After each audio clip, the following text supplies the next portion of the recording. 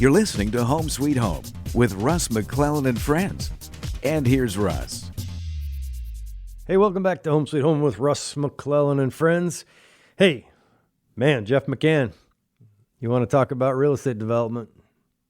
Give my man Jeff a call. He has some intimate knowledge with the variables of real estate. Hey, as always, in our fourth segment, we have Sharon Crockett with Prime Lending. How you doing, Sharon? I'm doing well, Russ. Thank you. One of the things that I value immensely with Prime Lending is that, A, you know your stuff, right? B, you're honest, right?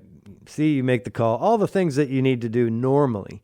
But in this crazy time of competitiveness where we don't have enough inventory relative to the amount of buyers that we have, we are often finding ourselves in multiple offer scenarios and pressure to be put on us to lower those contingencies or shorten those time frames. And what you guys have been doing at Prime Lending is really stepping up and helping communicate. Could you maybe explain to everyone what that has been looking like and how it's been helpful?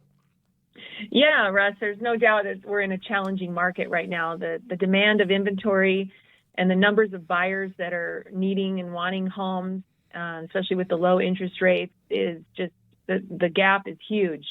So now more than ever, it's really key that we don't just get people pre-approved, but we actually strategize with them, giving them several different scenarios based on their purchase price point. So, for example, if they're looking at a home, in the 450 to 500 range, we educate them to be ready to go to the 5 to 550 range, just depending on the neighborhood, the stats. We work very closely with the real estate agents in structuring what the offers look like as far as value. So now more than ever, it's very important to have those conversations. It's a very huge coaching moment, and not just looking at one type of loan, but if they're putting 20% down, maybe also talking about 5 or 10% down to have some extra money for appraisal issues if there's some gaps with value and price, to help people get into contract. Yeah, really, we have to try to predict some of the challenges. And maybe we could just take an example. What I'm seeing with my real estate brokers is they're dealing with sellers. Let's say they're representing a buyer, and the seller has a hot property, which seems like all of them are hot properties. But especially between that $300,000 and $500,000 range, that's just a swarm of buyers, right, with these lower interest rates. And they'll often say, well, I want to shorten my financing time frame. And that's all well and good, meaning the financing contingency time frame. The challenge is that if we shorten it too much, it's just not realistic. And then all of a sudden in this appreciating or rapidly appreciating market, the seller may terminate the deal. Now, one of the things that I value, and I think is very, very cool, is that you're stepping up and sometimes having conversations with the listing agent in the transaction that bridges that communication gap between, what sounds good and maybe what's more important is what is predictable and what we can count on happening. So, have you found that you've been able to help bridge that gap of communication by calling listing agents on behalf of a borrower? Yes, Russ. In fact, I would say 100% of every offer, we are having conversations with the listing agents, proactively reaching out, reassuring the agent and the seller that we are very engaged in this offer and that we are prepared to take care of their concerns. We talk about closing timeframes. I talk about how the appraisals are ordered at our company. And I'll tell you, not a lot of lenders are doing that. When I call, they'll say, wow, thanks so much for calling. I can't get anybody to call me back. And just the fact that you called me back, we were able to get 2 buyers into contract. One, because I knew the other listing agent well, and they knew how well we performed. And we weren't the highest. I think we were like 2,000 or 3,000 off, but they picked us because I called them. And then the other one, the agent was just we had such a good connection about strategy and market that they told their sellers how good of a conversation they had with the buyer's lender. And, when appraisals and all that stuff starts coming down the line, they're going to want to be able to communicate with somebody about what's going on. So it is absolutely required that we do those conversations.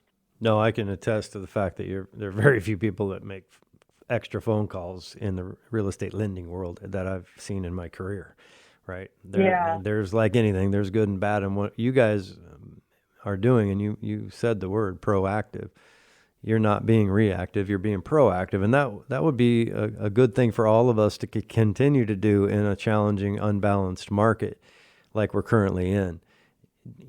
What I tell my agents is, just because you get a deal mutual, if it's unrealistic or if you're not being straight up, then all that does is lead to, on the inside, disappointment, and on the outside, litigation, because there are unmet expectations. Outlining proactively how things work in the real world is so critical. And so I just want to commend you and acknowledge you and Michael for doing that and really caring about your clients, because anybody can print a piece of paper that says you're pre-qualified, subject to this and that and this and that and this and that. It doesn't mean much sometimes. But if you know where the source is coming from, like if you know Sharon and you know Michael, then you know that this pre-approval letter isn't just a piece of paper that somebody, did in Florida and sent you, via the email from XYZ company. And we don't know who any of these people are, right? So there is a certain element of integrity that comes from communication that is undeniable. And I just wanted to say thank you for that.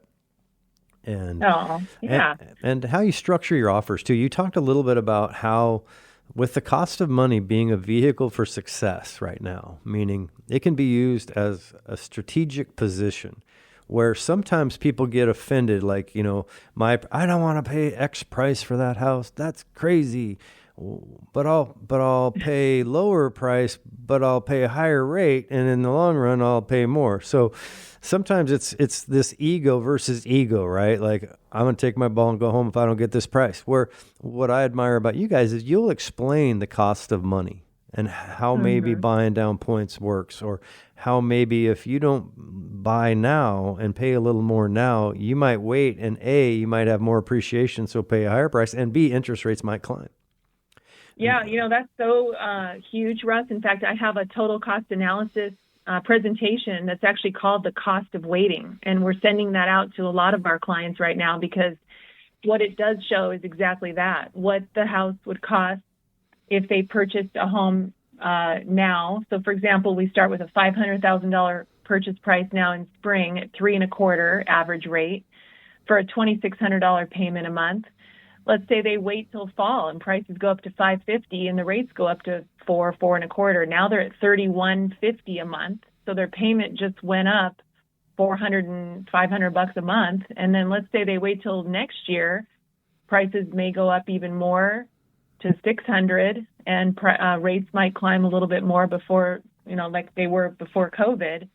Now at 4.5%, they're looking at, $3,200 to $3,400 a month. So just in a matter of a year, if they do wait, then they could be looking at not only more out of pocket, but a lot of people's concern is, what if I pay over value and there's a bubble? Okay, well, first of all, we're not seeing a bubble because the demand is far outweighing the inventory. And so to have a bubble, you would need to shift in market. And we have so much equity in our market right now. If someone got into trouble, they would just sell the house. But as far as the paying over value, we look at that and we say, okay, even in the worst markets with the crash, when people bought at the highest and they stayed in their homes for 5 years, they still came out ahead equity-wise. And then if you calculate that in the cost of renting, in addition to that, the answer becomes clear. It's still a good time to buy, even if you are paying over asking or even a little bit over value. One of the big advantages we don't talk about much, and I'm not an accountant, but you should call one, is that interest is deductible. Now, when you're paying rent, you're not going to get that. And if you amortize, which means prepaid interest over a 30-year period, you're going to be paying a lot of interest in the beginning, no matter what your rate is. Well, you can stack all that as a deduction, which also helps, at the end of the year if you're a W-2 employer. Now, one of the things that you mentioned was the difference between the crash and now. There's two major differences as I see it. One, it was artificial in the fact that nobody qualified towards the end there. With stated income loans, everybody that had a pulse could basically get a loan.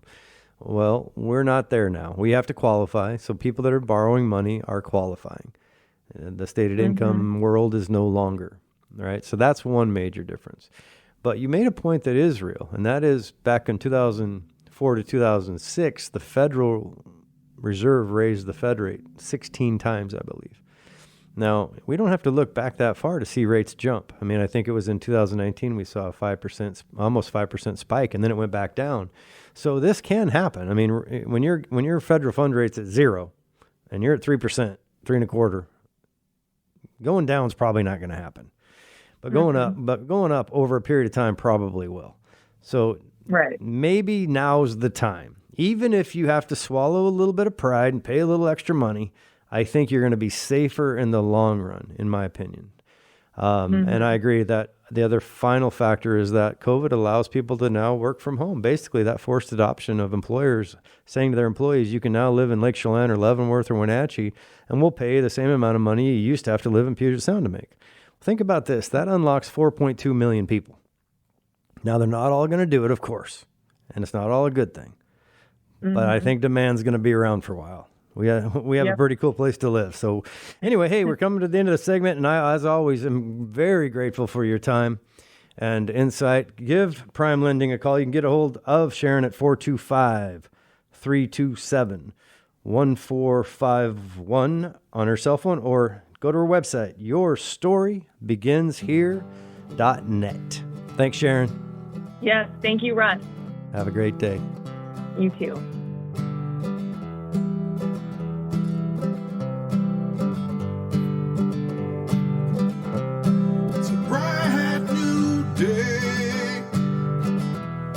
Just came my way.